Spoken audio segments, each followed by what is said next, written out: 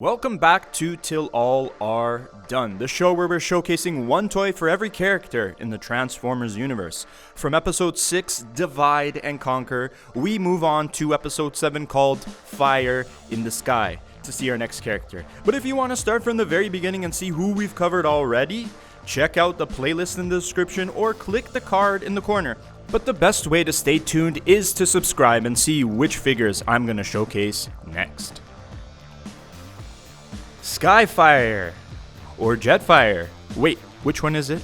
Oh yeah, in the G1 cartoon his name is Skyfire, and he is a character that is, in the grand scheme of things, not there that many episodes, but when he is there he does make a big impact, and I'm not talking about his size, because, well, he is massive, but he can also transport his Autobot compadres in and out of battle, and even has a backstory where he switched sides from the Decepticons to the Autobots. Ooh. Then you have Jetfire, which is the G1 toy version of the same character, but looking completely different. This toy is actually a Macross Valkyrie. Why is that? Well, there's a whole rabbit hole here about licenses to the characters and sourcing the toy from a different company that ended up getting bought out by another company, and that company's not Takara. And I wouldn't really do it justice. I'll probably mess it up. So what I'll do is I'll put either of Rodimus Primal or Chris McFeely's videos in the description, and you can check that out for yourself. What's a Harmony Gold? Hey, we don't talk like that around here. That word is like Voldemort. For this episode of the show, the toy I really wanted to cover was Thrilling 30 Jetfire, which does lean more on the G1 toy side of things. And it's really nice. I got that as a gift back in the day. I really have some nice big attachment and fond memories of this. But this is Commander Class, baby. Let's go. Commander Class Jetfire, one of the most heralded toys of the decade, and it's pushing its way into the all-time list as we speak about it. This one is considered the GOAT. Plus, you know I love Siege so much, so let's do it. Transformers. Here it is, the very first Commander Class toy. This is another case of me getting ready to review another toy, and then right before I start my preparations, a deal just falls in my lap. This Siege Jetfire complete costed me $50 Canadian.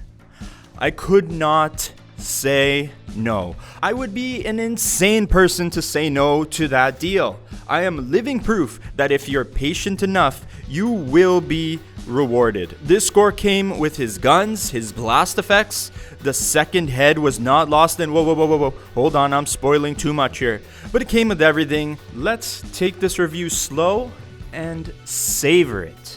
Just looking at him spin here on the platform, which I had to bust out the bigger plate finally. This guy is majestic. I feel like I need to bow down and kiss his ring.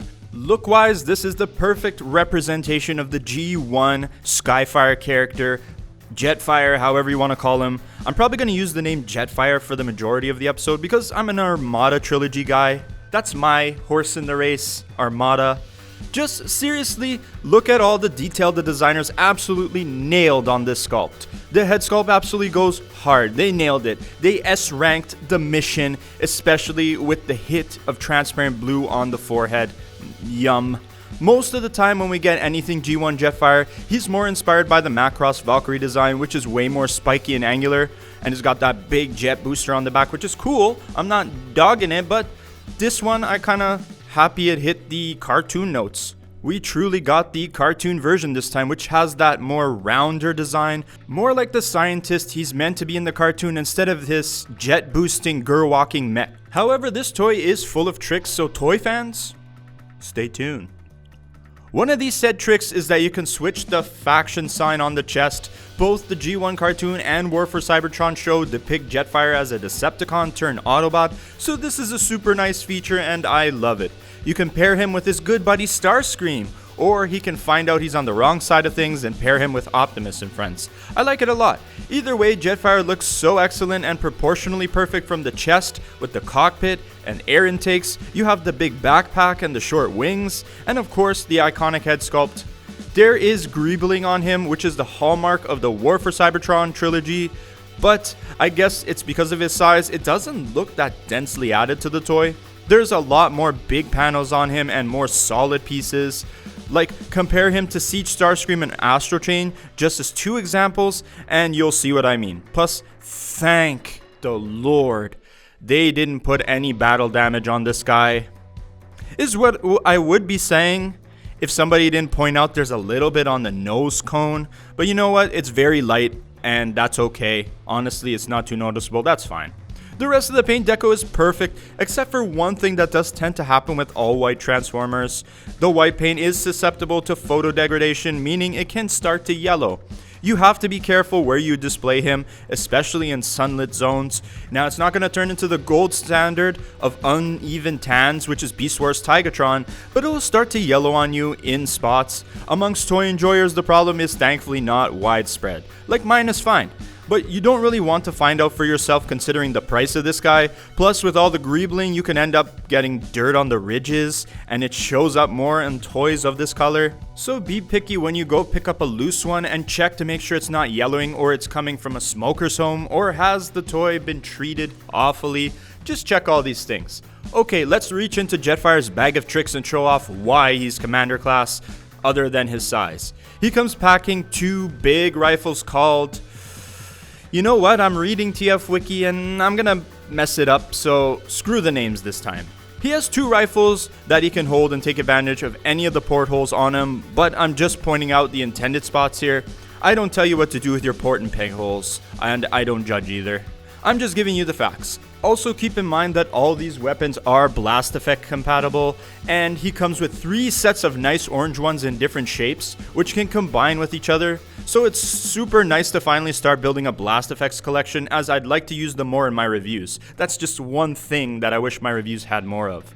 Now, if you haven't noticed the hands, you not only have articulating fingers, which would have been good enough to hold the gun pegs, but they've very generously given us peg holes inside the hands too to pin the guns in, and I've never seen this setup before where if you articulate the fingers, it will retract the peg holes to hide them. Holy smokes, this toy is doing so much. It's wild. I've never seen this before. The 2 guns even combined into this cheek-slapping double-barrel blaster.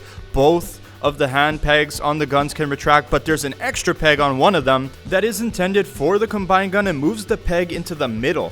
Little design choices like this are what help to make this toy look and feel so premium. The jump from leader class to commander class is real.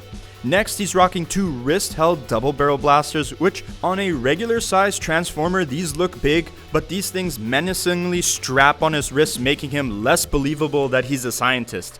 Imagine Einstein rocking a pair of these. Now here's where it gets interesting. We have some extra accessories that look like smaller weapons that come apart and work in different combinations. Maybe weapons for his Deluxe and Voyager class buddies, but this is Commander Class, baby, yeah! They actually attach to Jetfire's wings and back like so. This gives him a cool look already, but we're not done here. We're not done here. Now we can bust out the battle armor. And it gets fun from here. Before we place the chest plate, open it up and look inside.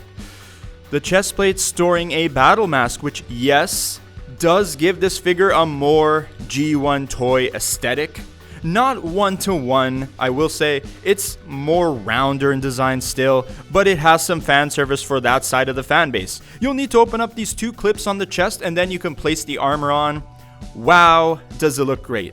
Love that they added this feature even though they were chasing cartoon accuracy for this toy. If they wanted to introduce Commander Class and make it feel premium, they fucking sealed the deal with this feature. This got some love even being featured right on the design of the box. Now, if you're fiending for the outright Valkyrie design, your toy is in another castle, but this gets closer to the look in this mode. And everything looks great when he's displayed with his big guns. I guess that's our cue to get into the articulation so we can show off all the details the designers painstakingly crafted and posed him. This is the ideal way for me to pose him on the shelf because every piece in the box is accounted for and my brain can rest knowing I'm not at risk of losing anything from the set. But I really do love the look of the cartoon Jetfire, so I think I'm going to end up defaulting back to that and try to store as many of the accessories on the back side as I can. There are so many moving parts and opening panels on the chest, the legs, and the back that I could theoretically just store them inside those cavities. Probably not intended storage from the designers, but I'm gonna take advantage of it anyways. There's no way I can really articulate to you how many moving parts and panels there are for this guy.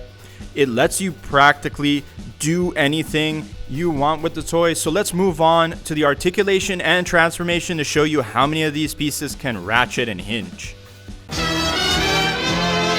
For such a big figure, I'm pretty happy how much articulation this guy actually has, but I'm also an old head Transformers collector. Back in the day when I had these big toys like Cybertron, Supreme Starscream, they could articulate, but you also had the weight working against them, and the gimmicks of course added more weight, and the sheer mass of the toy worked against him.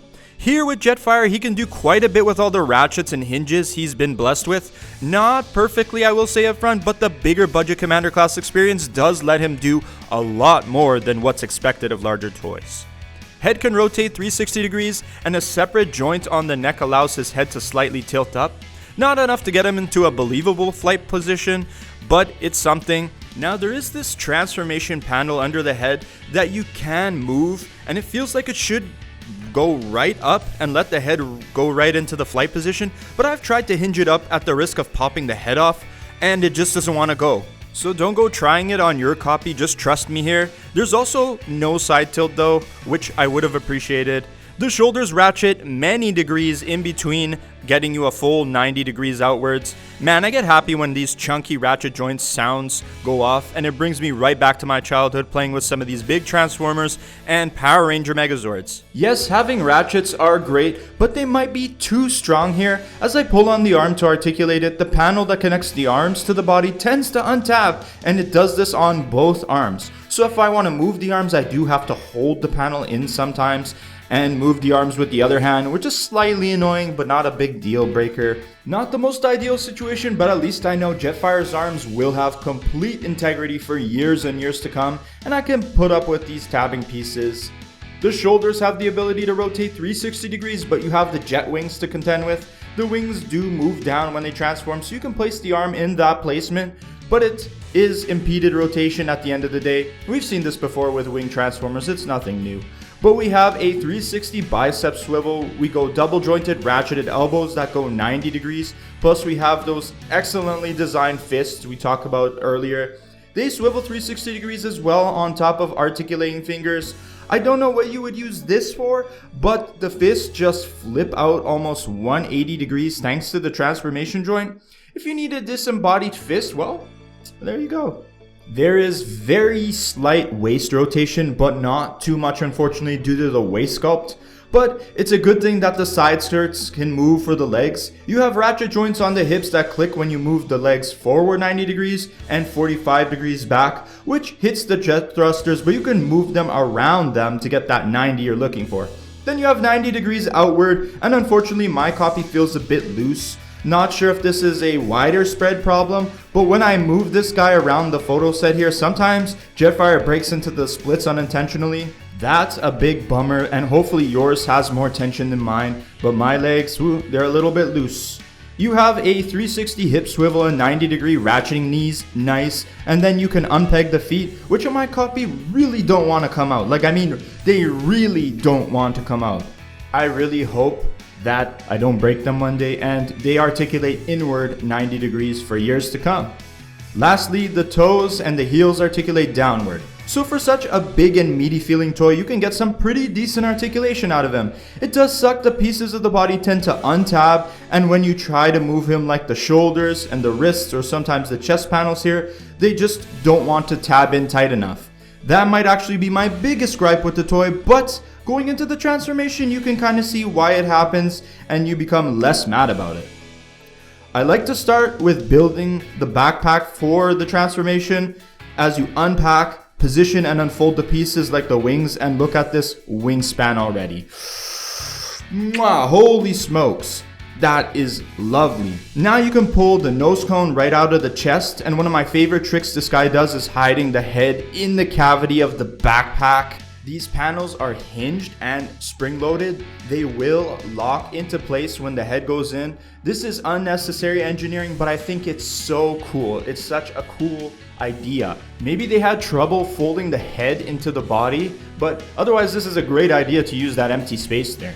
Now we'll fold in the arms, and pro tip, you really have to push in those double jointed elbows all the way in and properly position the ratcheting shoulders in order for everything to line up and secure the arms. This is my least favorite part of while transforming Jetfire, but it's not as bad as some other toys I've reviewed that have really bad tolerances, like Generations War for Cybertron Soundwave or Gamer Edition Bumblebee or even SS86 Ironhide. This is nowhere near as bad as that. I say that as I struggled to tab these two parts that cover up the sides here. Yeah, the tabs and pegs really don't like me on this toy.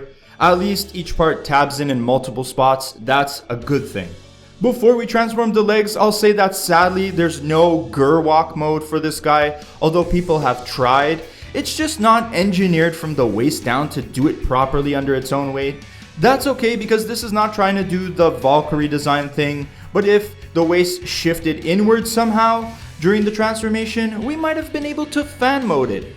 Yeah, it would have worked out, but it's not a big deal here. This is not a toy Jetfire design anyways.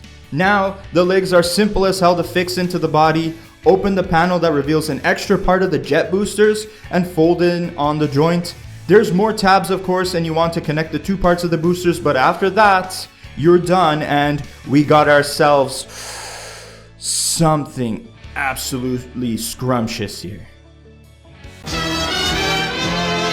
A jet mode as marvelous as this definitely deserves its own stand, but I guess we're getting close to the edge of the Commander class budget. I'll have to find something third party because my two little stands here ain't gonna hold him up. He's too weighty for that, and the weightiness is an absolute highlight for me as this jet feels so damn good to hold, to swoosh, to barrel roll, just to do anything with it. I love this alt mode. Holy crap, what a master class of an alt mode. I love the wingspan, I love the bulk of it, the little hits of blue transparent plastic, the sculpting of pieces like the nose cone, the air vents, and the whole damn jet booster section. It's all designed so nicely, and this is a more hard edge greebled but very accurate version of the G1 design. I guess you can criticize it for showing some of the robot pieces on the side and the gap between the waist and the jet booster, but I'm not having any of that argument. I don't care. When the end result is this good, I don't care.